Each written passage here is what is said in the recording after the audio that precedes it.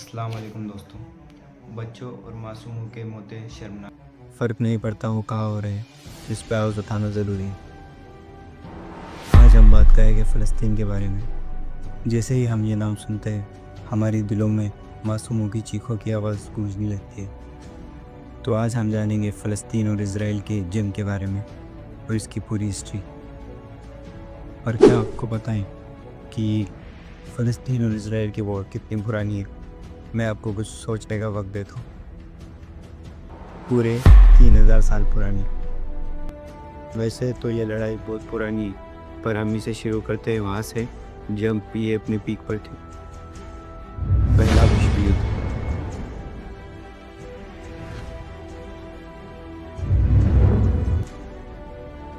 World war one जो शुरू हुआ 1914 में, जिसका असर पूरी दुनिया पर पड़ा। जहाँ देखो लाशों के ढेर थे। इसी वर्ल्ड वॉर वन के ख़त्म होने के बाद यानी 1918 में सारी दुनिया को राहत मिली। हर देश को लड़ना था भुखमरी, अनएम्प्लॉयमेंट और इकोनॉमिकल क्राइसिस से।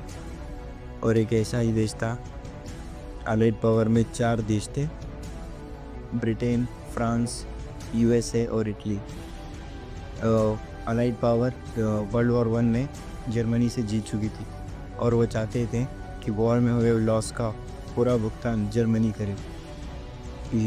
इसी वजह से उन्होंने फोर्सफुली जर्मनी से साइन कराई ट्रीटी ऑफ वर्साई। इस ट्रीटी में जर्मनी के 13% ज़मीन चली गई और उनकी मिलिट्री पावर भी छीन ली गई। और इसी बीच उन पर 132 बिलियन गोल्ड मार्क्स, जो वहाँ की करेंसी थी, और अमेरिकन डॉलर में 33 बिलियन डॉलर्स। अगर इन्फ्लेशन को देखा जाए तो आज के हिसाब से वो बनते हैं 400 से 500 बिलियन डॉलर्स, और इंडियन करेंसी में होते हैं 41.5 लाख करोड़। ये इतने पैसे हैं कि जब 1920 में जर्मनी में अपनी पहली पेमेंट की तो जर्मनी में इकोनॉमिकल कोलैप्स हो गया था। जर्मनी में इतना इन्फ्लेशन हुआ कि एक ब्रेड जिसकी कीमत 250 मार्क थी, वो एकदम से 200 बिलियन मार्क्स हो गई। लोग अपने पैसों को वॉलपेपर और जलाने के लिए इस्तेमाल करने लगे, क्योंकि ये ज़्यादा सस्ता था असली पेपर खरीदने से।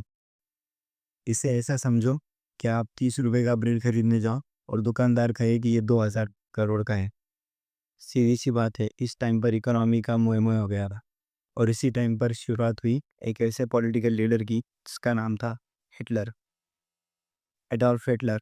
एक नाजी पार्टी का पॉलिटिकल लीडर और एक डिक्टेटर। जर्मनी में इतने प्रॉब्लम्स थी और जो हिटलर ने इस प्रॉब्लम का सारा श्रेय ज्यू लोगों पे डाला।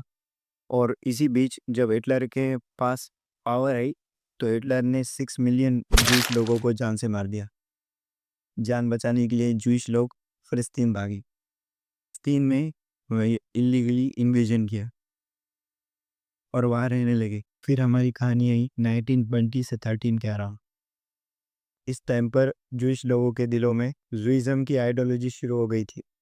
जुइज़म जुइज़म का मतलब है जूइश लोगों का एक अपना देश। ये विचारधारा पहले तो सारे जूइश लोगों की नहीं थी, पर जब हिटलर ने बहुत सारे जूइश लोगों को जान से मारा तो ये समझ चुके थे कि इन्हें एक अपना देश चाहिए। फिर शुरुआत हुई वर्ल्ड वॉर टू की, दूसरा विश्व युद्ध। अभी भी जूइश और फ़लस्तीन के लोग फ़लस्तीन में रह रहे थे और उस टाइम फ़लस्तीन ब्रिटिश के रूल में था। इस वक्त पर जूइश को मौका मिल चुका था अपने विचारधारा को आगे बढ़ाने का। ज़्योनिस्ट मूवमेंट की शुरुआत हुई और फ़लस्तीन के लोग इसके खिलाफ थे। इन दोनों में बहुत से वॉर हुए। फिर तनाव में आके ब्रिटिश ने यूएनए को कहा कि इसका समझौता करे। यूएनए यानी कि यूनाइटेड नेशन ऑर्गेनाइजेशन, जिसने इसराइल और फ़लस्तीन को अलग की। इन्होंने देश को ऐसा बांटा कि फिर से वॉर हो। इन्होंने 1948 में इसराइल को एक इंडिपेंडेंट देश घोषित कर दिया। एक देश को 2 स्टेट में तोड़ दिया, एक जिसमें जूइश रहेंगे और एक में जिसमें फ़लस्तीनी रहेंगे। पर जेरूसलम यानी कि बैतुल मुक़द्दस अभी भी इंटरनेशनल स्पॉट था, यानी कि दोनों धर्म के लोग इसे शेयर करेंगे, किसी एक के ताबे में यह नहीं रहेगा। इस बंटवारे से इजरायली तो समर्थन में थे, लेकिन फ़लस्तीन के लोग इसके खिलाफ थे। सीधी-सी बात है, क्योंकि उनकी ज़मीन के टुकड़े हो रहे थे। ये देखकर Arab countries Egypt, Syria, Jordan, Iraq and Lebanon ने इज़राइल पे अटैक कर दिया।